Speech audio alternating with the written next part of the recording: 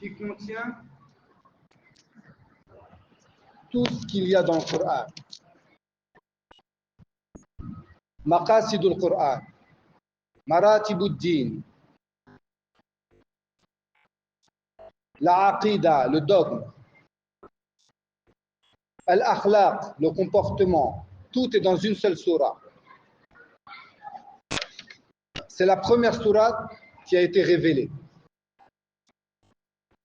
Si on veut dire que la première chose qui a été révélée, c'est Iqra bismi rabbika alladhi khalaq, c'est juste. Si on vous dit que la première chose qui a été révélée, c'est Ya ayyuhal muddathir, qum fa'anzir, c'est juste. Et si on vous dit que la première sourate qui a été révélée, c'est Suratul Fatiha, c'est juste.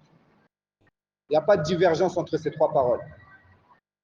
Iqra bismi rabbika alladhi khalaq, c'est les premiers versets qui ont été révélés mutlaqan. Les premières paroles qui ont été révélées sur le prophète. Fin nubuwa, pour faire de lui un prophète. C'est un ordre de lire. On leur ordonnait que lis au nom de ton Seigneur. Alors que Ya ayyuhal mudaththir qum fa'anzir, c'est la première chose qui a été révélée, fil risala, dans le fait de délivrer un message. Là, il lui a été ordonné que, ô toi, al-mudaththir, lève-toi et appelle les gens, préviens les gens. Alors que Suratul Fatiha, c'est la première sourate qui a été révélée, Jumlatan wahida, c'est-à-dire la première sourate qui a été révélée intégralement, une sourate entière. Suratul Fatiha a 36 noms. Elle a 36 noms. Et chez les Arabes, on dit que Idha azuma al-amr, lorsque l'affaire est importante, lorsque la chose est importante, on lui donne beaucoup de noms. 36 noms pour une seule sourate. On l'appelle Ummul Kitab, la mère du livre. Ummul Qur'an. Al-Kafiya, celle qui suffit. Al-Shafiya, celle qui guérit. Al-Ruqya. سبع المثاني والقرآن العظيم الصلاة, la prière, الدعاء, 36 noms. Lorsque cette sourate a été révélée, il y a eu un bruit dans le ciel et une porte qui ne s'était jamais ouverte auparavant s'est ouverte. Et un ange qui n'était jamais descendu auparavant est descendu pour cette sourate. Cette sourate est une lumière tout entière. Et tout ce qu'il y a dans cette sourate est condensé et résumé dans un seul verset de cette sourate. C'est Iyyaka na'budu wa iyyaka nasta'in. C'est le verset central. Au-dessus, il y a 3 versets. En dessous, il y a 3 versets. C'est une sourate que Allah nous a ordonné de réciter plus de 17 fois par jour. Donc, il faut qu'on lui accorde de l'importance. On ne doit pas lire blablabla comme un perroquet. Afala tatadabbaruna al-Qur'an am ala qulubin aqfaluha. Est-ce qu'on ne médite pas le Coran ou est-ce qu'on a des cadenas sur nos cœurs?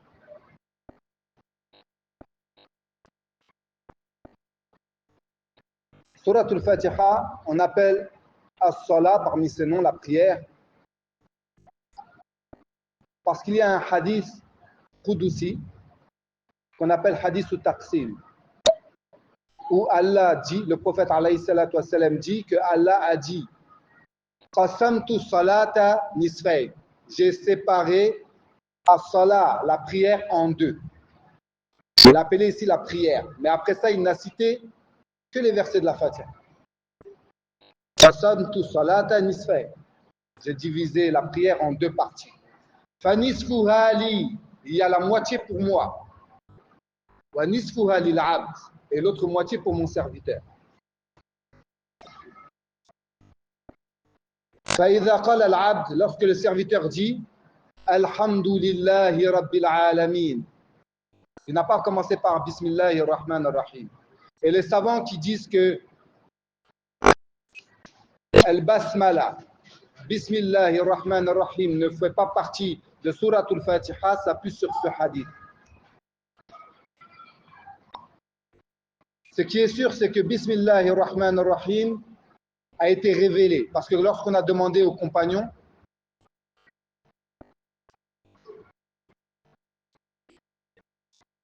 comment vous faisiez pour savoir où est la fin d'une surah et le début d'une surah, il disait que c'est lorsque été révélé Bismillahir Rahmanir Rahim. C'est également certain que Bismillahir Rahmanir Rahim est également inversé du Coran, puisqu'il y a un passage du Coran où il y a Bismillahir Rahmanir Rahim. Mais Al-Basmala, selon l'avis le plus sûr, ne fait pas partie de Surat al-Fatiha, à cause du hadith ou taqsim, le hadith qu'on va commencer à mentionner ici. Mais ça fait partie des adab du Coran. Avant de commencer la lecture, et avant même de commencer la basmala, de commencer par l'isti'adha. L'isti'adha, c'est le fait de se réfugier auprès d'Allah contre Shaitan. Et l'isti'adha a 3 piliers. On doit mentionner A'udhu billah. On doit mentionner celui qui fuit. C'est qui fuit? C'est moi. A'udhu, moi, je me réfugie. Billahi. On doit mentionner celui auprès duquel on se réfugie. Allah. Minash shaitan, contre le shaitan. Si tu dis A'udhu billahi minash shaitan, ton isti'adha est valable et correct. Et maintenant, tout ce que tu vas rajouter comme caractéristiques et qualificatifs supplémentaires pour préciser, c'est ça qui va faire al-kamal wa tamam, le fait que ce soit parfait et complet. Donc si tu veux, tu dis A'udhu billahi minash shaitan. Si tu veux, tu ajoutes, tu dis A'udhu billahi as-sami'il alim. Celui qui entend et qui sait. Qui entend ma parole et qui sait mon intention. Si tu veux, tu ajoutes encore A'udhu billahi as-sami'il alim alladhi la ilaha illa hu. Plus tu vas détailler qui est celui auprès duquel tu te réfugies, plus ce sera complet et parfait. La même chose pour celui que tu fuis. A'udhu billahi as-sami' al-alim minash shaitan ar-rajim min hamzihi wa nafthihi wa sihrihi. Je m'enfuis de sa sorcellerie, ses insufflations et tout le mal qu'il peut m'apporter. Plus tu complètes, plus c'est parfait. L'isti'adha doit être mentionné avant la lecture du Coran. Doit être aussi mentionné dans tous les cas où on va faire preuve de faiblesse, notamment au moment de la colère, par exemple. Un jour, un homme s'est énervé, s'est mis en colère, jusqu'à ce que son visage devienne tout rouge et ses veines ont gonflé. Et le prophète alayhi salatu wassalam a dit que je connais une parole. Si cet homme-là l'avait dite, le shaitan l'aurait quitté. Parce que l'homme en colère, le shaitan circule dans ses veines comme le sang circule dans ses veines. Au moment de la colère, A'udhu billahi minash shaitanir rajim. Et la colère, c'est ce qui crée les divorces. C'est ce qui est à la base des meurtres, des crimes et de plein d'atrocités. A'udhu billahi minash shaitan. Une parole qui peut te sortir de là facilement. Avant même les relations intimes. Allahumma jannibni shaitan. Éloigne le shaitan. Jannibi shaitan ma razaqtana. Éloigne le shaitan aussi de ce que tu vas nous accorder ici. Et au moment aussi de la naissance, lorsque l'enfant est faible, on sait que l'adhan, ça fait fuir le shaitan. Voilà pourquoi on fait l'adhan ici, dans l'oreille, et l'iqama ici. بعد الاستعاذة البسملة. Si on détaille al-basmala, on peut faire une série de cours même entiers sur al-basmala, juste la basmala. C'est quoi la différence déjà entre al-basmala et al-tasmiya? Al-tasmiya, c'est lorsque tu dis bismillah. Al-basmala, c'est lorsque tu dis bismillahir-rahmanir-rahim. Al-tasmiya, qabla al-af'al. La tasmiya, c'est ce qu'on dit avant les actes. Avant de manger, bismillah. Bismillahi akuli. Au nom d'Allah, je mange. Bismillahi anam. Bismillahi, bismillah, tout ce que tu fais, c'est bismillah. Wa bismillahi rahmanir rahim, qabla al-aqwal, avant les paroles, notamment le Coran.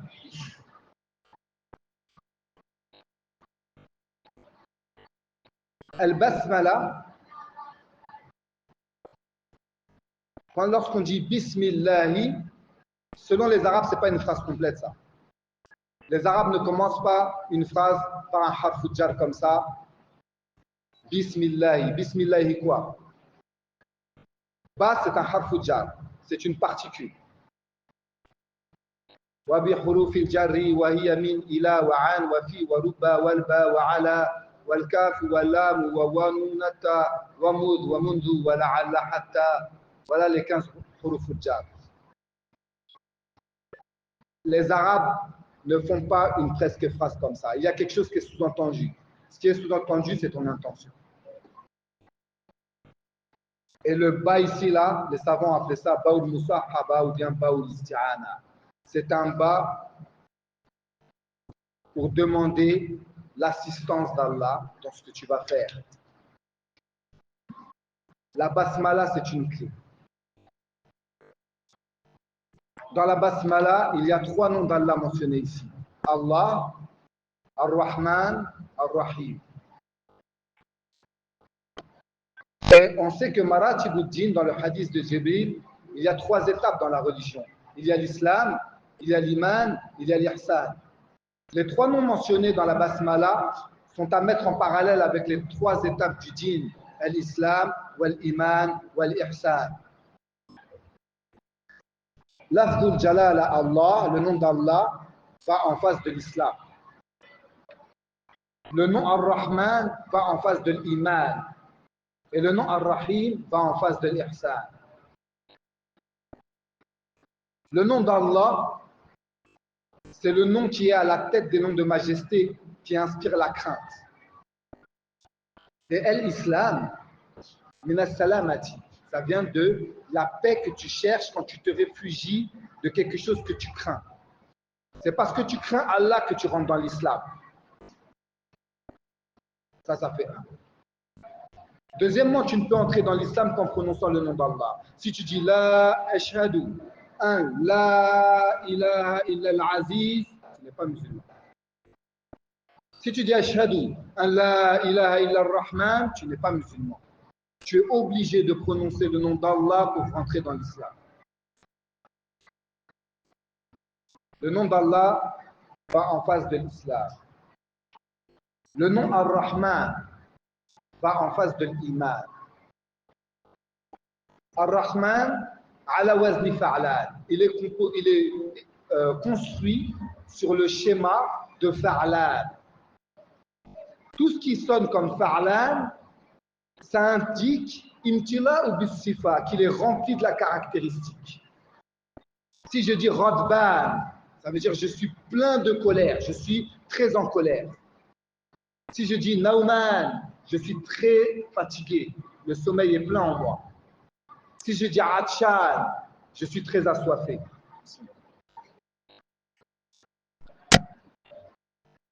Ar-Rahman, ça veut dire qu'il est plein de miséricorde. Rahmatun wasi'a, une miséricorde vaste dont il est rempli. Il est tellement plein de miséricorde, c'est tellement rempli de miséricorde que le croyant, comme le koufar, profite de l'oxygène, de la pluie, de l'eau, des fruits, de la santé, de tous les bienfaits dont Allah a comblé la création. Ar-Rahman. Alors que Ar-Rahim, est construit sur le schème de fa'il. Et fa'il, tufidu daymumati wal istimrar. Lui, il prend le sens et la connotation de la durabilité, quelque chose qui ne finit pas. Si tu dis radban, c'est quelqu'un qui est très fâché, très en colère. Si tu dis radib, c'est quelqu'un qui est colérique, tout le temps en colère. Avec la même racine, radiba, le raïn, le dod et le bas de la colère, on peut faire radban, on peut faire radib. Comme fa'lan, fa'il. Il y a une différence dans le sens. Si tu dis mardan, très malade. Si tu dis marid, tout le temps malade, une maladie chronique. Ar-Rahman, il est plein de la caractéristique, mais ça ne veut pas dire que ça va durer toujours. À un moment, ça va cesser. Yaoum al-Qiyamah, lorsque Allah va se mettre en colère, comme il ne s'est jamais mis en colère avant, et comme il ne se mettra jamais en colère après, au tel point que chaque prophète qui sera interrogé va dire Nafsi, Nafsi, je veux sauver ma peau. Moi, mon âme. C'est-à-dire qu'Ar-Rahman, c'est une miséricorde pleine, remplie, mais qui va cesser. Tout comme Al-Iman, la foi. Tu peux être plein de foi, mais ça peut cesser. Fais bien attention. La foi augmente avec l'obéissance et baisse avec la désobéissance. Sallallahu ta'ala, alladhina amanu, thumma kafaru, thumma amanu, thumma kafaru, thumma zdadu kufra. Ceux qui ont cru, puis ils ont mécru, puis ils ont cru, puis ils ont mécru, puis ils ont penché vers la mécréance. Le prophète lui-même disait Ya muqallib al-qulub, oh toi qui fais tourner les cœurs, sabbit qalbi ala dinik, maintiens mon cœur sur ta religion. Voilà pourquoi Al-Iman va en face de Ar-Rahman. Parce que c'est quelque chose dont tu peux être plein mais qui peut cesser. Alors qu'Ar-Rahim, ala wazni fa'il, Tawil, il est grand, il sera toujours grand. Jamil, il est beau. Qasir, il est court. Celui qui est court ne sera jamais grand. Celui qui est grand ne sera jamais court. Lui, il va en face de Al-Ihsan, l'excellence. An ta'bud Allah ka'annaka tara, que tu adores Allah comme si tu le vois. Si tu adores Allah comme si tu le vois, tu ne seras jamais touché ni par l'oubli, ni par la rafla, ni par l'insouciance, qui sont les deux ennemis du dhikr. Le dhikr, c'est le fait de se rappeler d'Allah. C'est le contraire d'Al-Nisyan, oublier. Al-Insan a été appelé Al-Insan min al-Nisyan, par l'oubli, le jour où Adam s'est approché de l'arbre, lorsqu'il a oublié. Sinon avant, Allah l'appelait Al-Bashar, min al-Bushra, celui qui a la bonne nouvelle du paradis. An ta'bud Allah ka'annaka tara, que tu adores Allah comme si tu le vois. Et si tu ne le vois pas, il y a un degré en dessous, fa in lam takun tara fa innahu yarak. Alors sache que lui, il te voit. Et si tu sais que lui, il te voit, tu vas l'adorer par crainte. Et si tu l'adores comme si tu le vois, tu vas l'adorer par espoir. Et ça, c'est un degré qu'on cherche tous à atteindre. Si tu atteins l'ihsan, il n'y a pas de marche arrière. Tu feras partie des rapprochés d'Allah, de ceux qui rentreront au paradis, certainement. Voilà pourquoi Ar-Rahim, c'est une miséricorde qui est spécifique aux croyants. Ar-Rahman, c'est une miséricorde dont tout être vivant profite. Ar-Rahim, c'est spécifique pour les croyants qui ont atteint le stade de l'Ihsan, Al-Muhsin. Bismillahir-Rahmanir-Rahim. Voilà la clé pour ouvrir l'éclair. Rabbana wasi'ta kulla shay'in rahmatan wa ilma. Avant que tu puisses comprendre l'essence du Coran, avant que tu puisses atteindre le ilm, ce qu'on appelle la science, tu dois déjà être couvert de sa miséricorde. Si tu n'es pas touché par sa miséricorde, tu ne vas rien comprendre là-bas.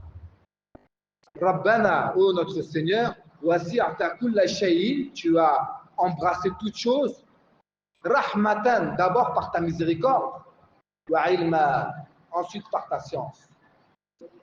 Commence par Bismillahir-Rahmanir-Rahim à mentionner Allah par sa miséricorde pour ensuite approcher l'essence profonde et monter en science, monter en degré. La science, c'est par ça que l'homme doit se démarquer. Lorsque Allah a créé Adam, lorsque les anges ont entendu ça, ils ont dit أتجعل فيها من يفسد في الأرض ويسفك الدماء. Est-ce que tu vas mettre sur terre quelqu'un qui va foutre le bordel et faire couler le sang? Allah, il a répondu quoi? Inni a'lamu, je sais, il a parlé de science ici. Ma la ta'lamu, ce que vous ne savez pas. Et ensuite, qu'est-ce qu'il a fait? Fa'allama Adam al-asma kullaha. Allama, il a enseigné, il a donné un ilm à Adam, il lui a enseigné le nom de toutes les choses, jusqu'à ce que les anges ont été dépassés. Lorsqu'il a dit aux anges, dites-moi le nom de toutes ces choses si vous êtes véridiques, ils ont dit, Hanaka, la ilma lana illa ma 'allamtana. On n'a aucune science à part ce que tu nous as enseigné. Et ensuite, il a demandé à Adam de leur enseigner. Et il a même demandé aux anges de se prosterner devant Adam, un soujoud pour l'honorer. Pourquoi? Parce que c'est élevé par la science. L'être humain, par l'ignorance, il peut s'abaisser plus bas que les animaux. Et par la science, il peut s'élever plus haut que les anges. Comment il va s'abaisser plus bas que les animaux? Le lion, s'il est rassasié, tu passes devant lui, il ne te calcule même pas. Il chasse seulement s'il a faim.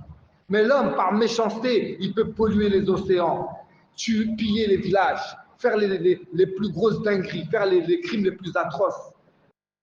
L'homme, il peut être pire que les animaux.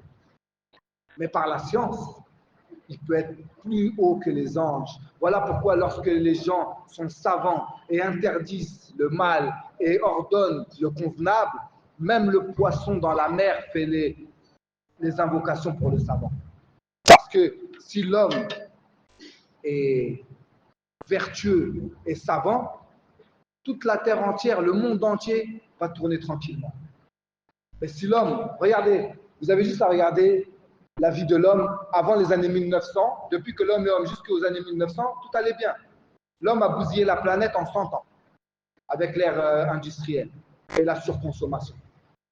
Rapidement. Tout a été corrompu, comme le vinaigre vient corrompre le miel à cause de l'ignorance des gens. C'est ça qu'on doit chercher à l'ilm, la science. On revient dans le sujet. As-salat, la prière. Après la basmala. La première station de la prière, c'est al-qiyam. Il faut savoir qu'il y a une relation étroite entre les mouvements de la prière et les paroles de la prière. J'entends par les paroles de la prière, les paroles de Surat al-Fatiha, comme Allah l'a mentionné comme étant as-salat dans le hadith de Taqsim. La première station de la prière, c'est al-qiyam, que tu te tiennes debout.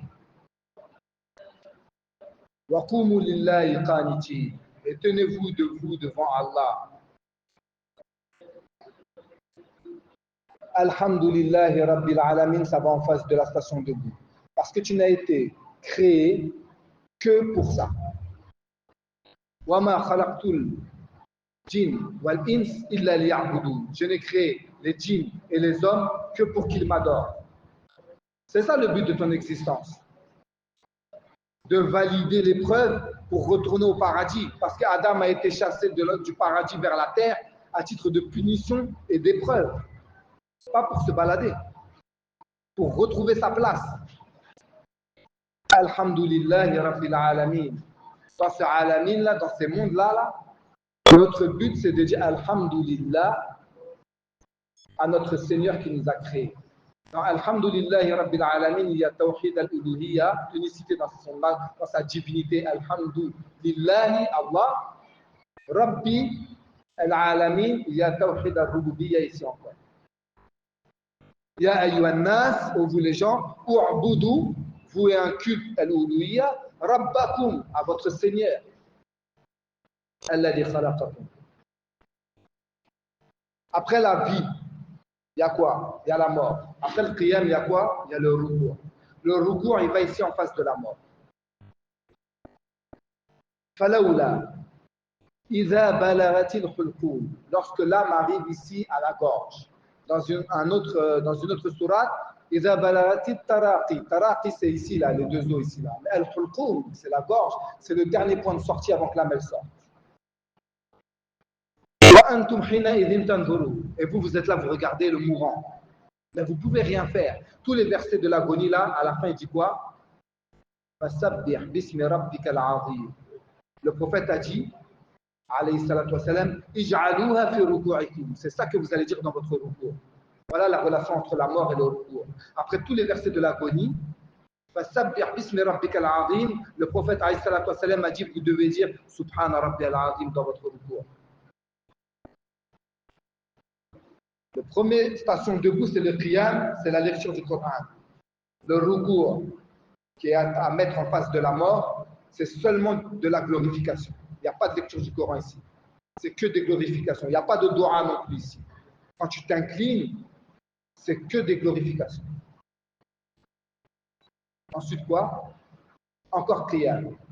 Encore un qiyam après la mort. Encore un qiyam après le ruku'. Oui. Après Ar-Rahman Ar-Rahim, Malik Yawmiddin. Le ruku' qui va être à mettre en face de la mort, il est à mettre en face de la deuxième parole Ar-Rahman Ar-Rahim. Ici, Allah a mis en face de ruku' l'espoir dans sa miséricorde. Il n'a pas mis la crainte. La crainte, il l'a mis dans Malik Yawmiddin, le jour du jugement. Après le ruku', tu te redresses. Encore un qiyam. Malik Yawmiddin, le jour du jugement. Yawma yaqumun nasu li rabbil alamin. Le jour où les hommes vont se lever devant le Seigneur de l'univers pour leur jugement. Voilà ici la vie. Voilà ici la mort. Voilà ici le qiyam. On va s'arrêter juste un instant sur le retour du ruku'. Il faut savoir que dans ce retour du ruku', il y a des paroles de la sunna que le prophète alayhi salatu wassalam nous a enseignées qui concordent et correspondent parfaitement avec les paroles de Surat al-Fatiha dans le premier qiyam. Premier qiyam, tu dis Alhamdulillahi Rabbil Alamin. Deuxième qiyam, tu dis Sami'a Allahu liman hamida, louange, que Allah entend celui qui me loue. Rabbana wa lakal hamd, louange. Hamdan kathiran, tayyiban, mubarakan fi, louange. Mil as-samawati, jusqu'à remplir le ciel, les louanges. Wa mil al-ard, et jusqu'à remplir la terre. Wa mil ama baynahuma, et ce qu'il y a entre les deux. Wa mil ama shi'ta min shay'in ba'd, et même tout ce que tu veux encore en plus. Deuxième parole, c'est quoi? Ar-Rahman Ar-Rahim. Avant, lorsque tu dis Alhamdulillahi Rabbil Alamin, sache que Allah répond Hammadani Abdi. Le serviteur a fait ma louange. Lorsque tu dis Ar-Rahman Ar-Rahim, Allah répond Asna alayhi Abdi. Mon serviteur a fait mon éloge. Après, tu dis quoi? Ahlu Thana wal Majd. On va prendre la doua tout entière ici, là. Le prophète, lui, il durait dans cette station au retour du ruku'. Jusqu'à ce qu'on l'a interrogé, mais tu dis quoi ici? Voilà ce qu'il dit. Sami'a Allahu liman hamida, Rabbana wa lakal hamd, hamdan kathiran tayyiban mubarakan fi, mil'a as-samawati wa mil'a al-ardi wa mil'a ma baynahuma wa mil'a ma shi'ta min shay'in ba'd, ahla ath-thana wal majd. Les gens de l'éloge, Ar-Rahman Ar-Rahim, wal majd, la majesté, ceux qui célèbrent sa majesté, Malik Yawmiddin. Lorsque tu dis Malik Yawmiddin, Allah répond Majjadani Abdi. Ensuite quoi? Iyaka na'budu. On dit quoi ensuite? Ahaqqu ma qala al-'abd wa kulluna laka 'abd. La parole que le serviteur doit, et nous sommes tous les serviteurs ici. Ensuite quoi? Iyaka nasta'in. Donne-nous l'assistance. Ihdina sirat al-mustaqim. Guide-nous. Toutes les demandes de dua ici. Allah dit hadha bayni wa bayna 'abdi wa li 'abdi masal. Ça, c'est entre moi et mon serviteur, pour mon serviteur, je lui donne ce qu'il demande. Et bien ensuite, c'est que des demandes. Allahumma la mani'a lima a'tayt. Il n'y a personne ne peut retenir ce que tu donnes. Wa la mu'tiya lima mana'at. Et personne ne peut donner ce que tu retiens. Wa la yanfa'u dhal jaddi minkal jadd. Et la fortune du riche ne lui sera d'aucune utilité ce jour-là. Les paroles de la sunna ici, du deuxième qiyam, vont exactement avec les paroles de Surat al-Fatiha. Le Coran et la sunna. Ensuite, il y a quoi? Sujoud. Position suivante, sujoud. Il va en face de Iyaka na'budu. Il faut savoir comprendre que le premier sujoud, c'est un sujoud de ibada. C'est un sujoud où tu vas concrétiser l'ibada, l'adoration. Iyaka na'budu. Là, dans ce sujoud-là, c'est là que tu dis Subhana Rabbi al-A'la. Lorsqu'on dit فَسَبِّحْ بِاسْمِ رَبِّكَ الْأَعْلَى. Le prophète alayhi salatu wassalam a dit اجعلوها في سجودكم. Mettez ça dans votre sujoud. Ça veut dire quoi subhanallah déjà? Subhanallah, as-sibaha, c'est un mouvement. As-sibaha, c'est la natation. Dans le ciel, c'est voler et sur terre, c'est marcher. Inna laka fin nahari sabhan tawila. Il y a pour toi dans la journée un long moment pour tes mouvements, pour tes activités. As-sab, c'est un mouvement dans un but pour atteindre un objectif. Subhanallah, le tasbih est venu dans toutes les formes. Au am, sabbih, sabbaha lillah, yusabbihu lillah, au am, au mudari, au madi, donc au passé, au présent, au futur, à l'impératif, de toutes les façons. Subhanallah, c'est un masdar. Subhanallah, c'est le fait de faire un mouvement du cœur et de la langue. Sabbahallaha, c'est un mouvement du cœur. Sabbaha smallaha, c'est un mouvement de la langue. Sabbaha lillahi, c'est un mouvement du cœur et de la langue. Dans quel but? At-tasbih, c'est ce qu'on appelle at-tanzih. C'est le fait de proclamer sa pureté, qu'il est exempt de toute imperfection, de toute souillure. C'est ça at-tanzih, c'est ça que ça veut dire subhanallah. Et quand tu dis subhanallah, tu es en train d'exempter Allah de toute imperfection, de tout ce qui ne sied pas à sa grandeur, de tout ce qui ne correspond pas à sa grandeur et à sa majesté, dans 4 choses. Fi dhatihi, dans son essence, dans ce qu'il est. Parce qu'il est d'une essence différente de l'être humain. Lui, il est le vivant qui ne meurt pas. Son existence n'est pas précédée par la mort, n'est pas suivie par la mort comme nous. Tu dois proclamer sa pureté, sa perfection, fi dhatihi, dans son essence, dans ce qu'il est. Wa fi sifatihi, dans ses caractéristiques. Wa fi asma'ihi, dans ses noms. Wa fi af'alihi, et dans ses actions. Lorsque tu dis subhanallah, c'est ça que ça veut dire.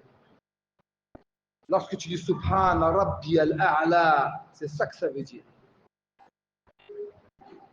Il faut étudier tout ça pour être bien conscient pleinement des paroles qu'on prononce. Après le sujoud de Iyaka na'budu, le sujoud de Ibada où tu dis Allahumma Iyaka na'bud, wa laka nusalli wa nasjud, ilayka nas'a wa na'fid, c'est pour toi qu'on se prosterne, tu voues ton adoration que pour lui. Il y a un julus, une assise. Cette assise va avec Iyaka nasta'in. Iyaka nasta'in, tu demandes l'aide, tu demandes l'assistance. Et dans ton julus, tu dis quoi? Rabbi ighfirli, warhamni, wahdini, wajburni, wa'afini, warzuqni, warfa'ni. Tu dis quoi ici? Tu dis guide-moi, aide-moi, pardonne-moi, garde-moi en santé. Tu demandes que de l'assistance. Iyaka nasta'in. Et le sujoud suivant, voilà le sujoud pour les doigts, qui va après Ihdina sirat al-mustaqim. Voilà la plus importante des doigts, de demander la hidayah, la guidée. Il n'y a pas plus important que de demander, c'est la guidée. Si Allah te guide, il va devenir comme dans le hadith Qudusi où il dit « Je serai son ouïe avec laquelle il entend ». Mon serviteur ne veut pas se rapprocher de moi plus par quelque chose qui est plus aimé que par ce que je lui ai rendu obligatoire.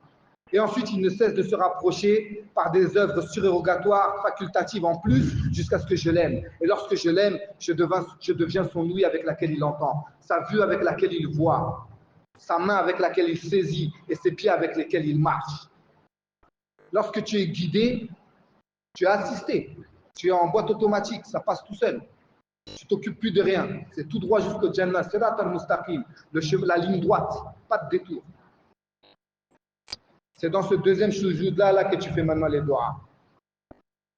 Il faut demander la guidée. Parce que la fin de Surat al-Fatiha, ça divise les gens en 3 catégories. Sirat al-Ladina an'amta alayhim, ceux qui ont été comblés des bienfaits parmi les prophètes, les vertueux, les pieux, les martyrs. Al-Mardoub alayhim, ceux que Allah est en colère contre eux. Wa ad-dallun, et les égarés. Voilà les 3 catégories de gens. On est forcément dans une de ces 3 cases-là. C'est qui les gens qui ont été comblés des bienfaits? C'est ceux qui disent Sami'na wa ata'na. C'est ceux qui disent on a entendu, on a obéi. C'est qui les gens qui vont connaître, qui vont subir la colère d'Allah? C'est ceux qui disent Sami'na wa asayna. On a entendu, mais on ne peut pas le faire. Et c'est qui maintenant ad-daloun, les égarés? C'est ceux qui disent Sami'na wa hum la yasma'oun. Eux, ils disent on a entendu alors qu'ils n'ont rien entendu du tout. Ils n'ont rien compris.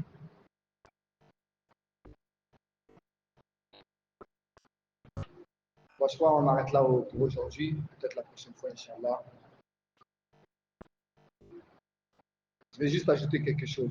Un détail qui n'est pas spirituel comme tout ce qu'on vient de dire, qui est purement technique.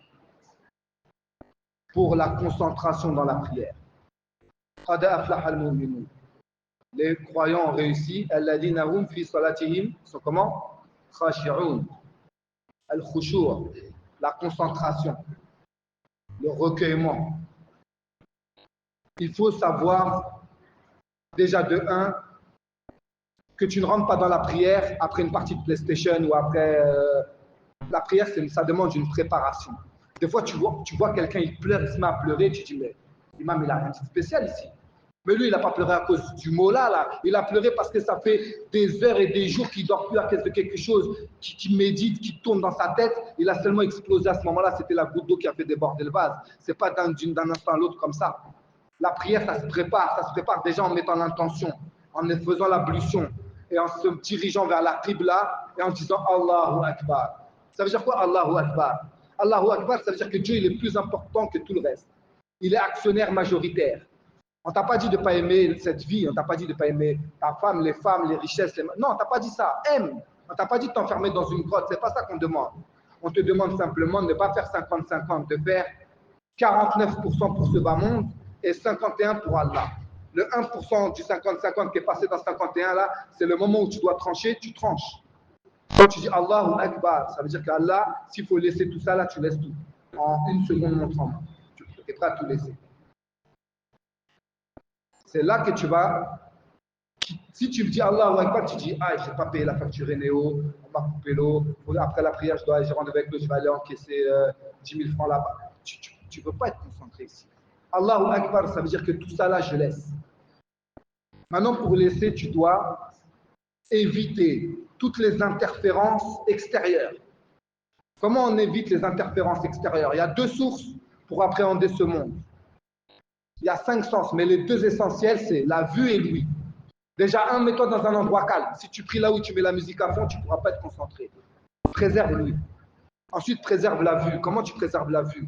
Tu dois pointer tes yeux sur l'endroit où tu vas te prosterner et tu ne quittes pas ça pendant la prière. Ton regard ne doit pas balader à droite, à gauche et voir les choses. Tu ne peux pas être concentré comme ça. Quand tu dis Allahu Akbar, tu mets tes yeux au sol. Même si la mosquée s'écroule sur toi, ne lève pas la tête. Ne lève pas la tête, ne bouge pas. Mieux tu meurs martyr, soumis et concentré, que tu lèves la tête, tu meurs comme un peureux qui t'a quitté ton truc au premier bruit. Ça, c'est les sources externes. Maintenant, les sources internes, c'est toutes les pensées qui vont traverser l'esprit. Ça, c'est plus difficile. Pour se couper de ça, c'est comme si tu veux te concentrer et il y a des oiseaux qui viennent chanter de tes oreilles, ce sont tes pensées, les oiseaux. Si tu prends un bâton, tu les chasses, ils vont retourner, tu es sous un arbre, ils vont retourner sur l'arbre là, et dans 2 secondes, ils vont revenir. C'est comme les mouches, tu fais ça, ça revient, tu fais ça, ça revient. Tu vas passer toute ta prière à chasser tes pensées. Ce qu'il faut, c'est couper l'arbre. Tu veux chasser les mouches, jette le morceau, le truc, le jus là qui avait été versé là, nettoie une fois pour toutes. Comment tu fais ça? Il faut que tu comprennes une chose, c'est que les pensées qui te traversent, ce ne sont que des pensées, ce n'est pas toi. Toi, tu n'es pas ces pensées. C'est comme quand tu es en route, on ne t'a pas demandé de regarder toutes les voitures, c'est quelle plaque, quel modèle, qui est au volant, ce n'est pas ton problème. Ne regarde pas toutes les pensées qui te traversent. Si tu commences à regarder la pensée qui te traverse, c'est comme si tu lui donnes le micro, tu dis tiens, exprime-toi. Si c'est une pensée de colère qui te traverse, si tu ne la calcules pas, elle disparaît dans la seconde. Mais si jamais tu lui donnes le micro, ça va monter jusqu'à ce que tu vas faire, tu vas plus te contrôler. Si tu croises une femme, tes yeux tombent sur elle par hasard. Tu peux passer, tu ne prêtes pas attention. 5 minutes après, tu l'as oublié. Mais si tu commences à prêter attention à ça, là, tu vas penser. Tu peux même devenir fou, aller l'attendre en bas de chez elle, à lui écrire des histoires, à chercher tout. Non. Quand une pensée te traverse, c'est à toi de savoir sélectionner les pensées qui vont t'apporter quelque chose de positif auquel tu veux donner de l'intérêt. Celui-là, tu donnes le micro que développe-toi en moi. Mais les pensées négatives là qui vont te pourrir la vie, ne calcule pas. C'est comme je te dis, tu es sur la route n'a pas besoin de regarder toutes les plaques d'immatriculation, si le contrôle technique il est valable. Ça, c'est le travail de la police, pas toi. Toi, tu n'as pas besoin de ça. Donc, coupe-toi de toutes les pensées qui vont te déranger. Coupe l'arbre de tes passions, l'arbre de tes plaisirs, de tes tentations. Coupe-la, de sorte que tu n'accordes de l'importance qu'à ce que toi tu veux. C'est ça qu'on fait pendant le jeûne, non? Pendant le jeûne, tu peux avoir soif comment? L'eau, tu ne la calcules même pas. Tu sais que tu jeûnes. Ça ne t'intéresse même pas. Tu n'es pas là en train de dire de l'eau. Non, tu te contrôles. Wakada. Si tu arrives à faire ça, tu ne vas plus avoir les troubles extérieurs parce que tu as condamné tes yeux au soujoud et ton oreille, tu l'as fermée. Et tu ne vas plus être concerné par les troubles internes puisque tu ne leur prêtes plus attention. Maintenant, tout ce qui te reste à faire, c'est attraper ton âme de force et la forcer à méditer les paroles que ta langue récite. À comprendre le sens pour être touché par le Coran. Le Coran, ce n'est pas quelque chose que tu gardes sur la langue. Les compagnons, lorsqu'une sourate était... Il y a des compagnons, ils ont mis 8 ans à apprendre Surat al-Baqarah. 8 ans. Pourtant, ils connaissent l'arabe, ils ont une mémoire incroyable. Il n'y a pas de livre, tout est à l'oral, retenu, mémorisé. 8 ans. Pourquoi? Parce qu'ils ont dit on ne passait pas 10 versets. Quand il y avait 10 versets qui étaient révélés, qu'est-ce qu'ils faisaient? Hafidouha, ils les mémorisaient.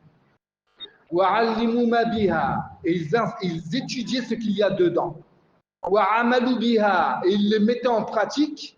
Wa'allamaha ghayrahum, et ils les enseignaient aux autres. Tant qu'il n'a pas fait ça avec 10 versets, tant que 10 versets sont là devant lui, là, il n'a pas mémorisé, étudié tout ce qu'il y a à comprendre là-dedans, mis en pratique et enseigné aux autres, il ne tourne pas la page.